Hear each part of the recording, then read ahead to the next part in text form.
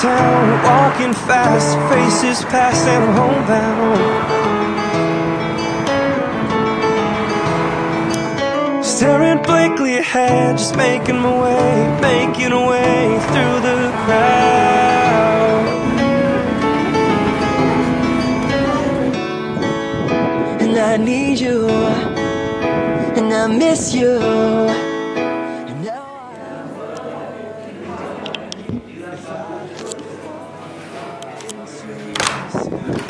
Walaupun model ni ada kelemahan, tapi apa nanti kita tengok pada kekuatan dia saja. Dia akan menunjukkan bagaimana apabila N ni berubah, N ni naik, that will cause a lower in break even investment. Jadi tu, macam mana? Okay?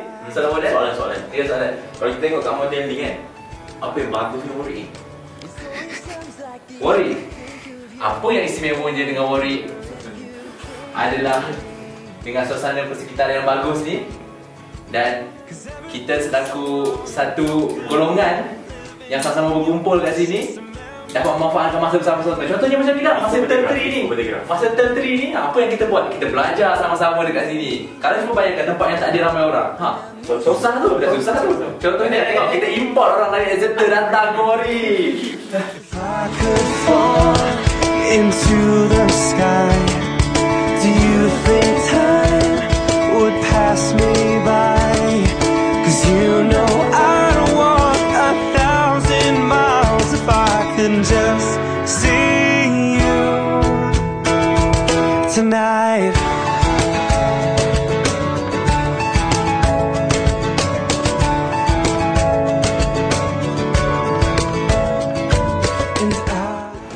Apa yang best pasal Warwick ialah sebab Warwick ni ramai Muslim community. So kita punya kebajikan di sini amatlah terjaga. Kita ada banyak makanan halal, especially dekat bread oven dengan kos kata. So best. Apa yang menarik kat Warwick? Kalau saya suka Warwick Art Center. Kat sini ada teater, macam-macam lah. Making my way downtown, I'm walking fast, and faces pass as I'm homebound. Sejuk pula. Apakah yang paling menarik sekali di Kampung Warwick? Bagi saya, tak bagi kau awak. Pada pandangan peribadi saya, yang paling menarik di Kampung Warwick ini adalah ukhuwah antara pelajar-pelajar tahun pertama yang berjaya kita bina selama ini. Walaupun kita baru kenal selama 6 bulan. Tapi yang lama kan? Tak kira tapi walaupun baru kenal 6 bulan, tapi yelah, dengan adanya ukhuwah yang terbina ni, dah rasa macam kita berada kat Malaysia ni. Makan-makan semua mesyuarat, musyawarah, segala-galanya lah. Jadi itu yang terbaik di Kampung Warwick, insyaAllah. I could fall into the sky. Do you think time would pass me by? Saudara Saiful, I Love Warwick ni merupakan satu nama yang agak dikenali oleh pelajar-pelajar Malaysia di United Kingdom ni.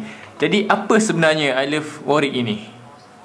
Okey, buat pengetahuan semua orang, I Love Warwick merupakan sebuah badan sukarela yang ditubuhkan oleh pelajar-pelajar Malaysia yang beragama Islam, khususnya di Coventry dan Warwick.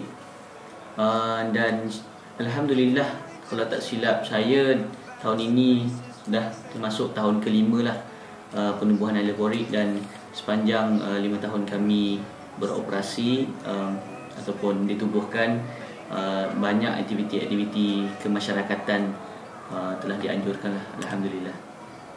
Terima kasih.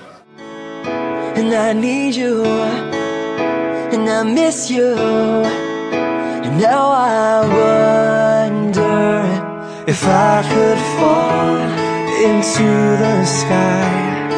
Do you think time would pass me by? 'Cause you know I don't want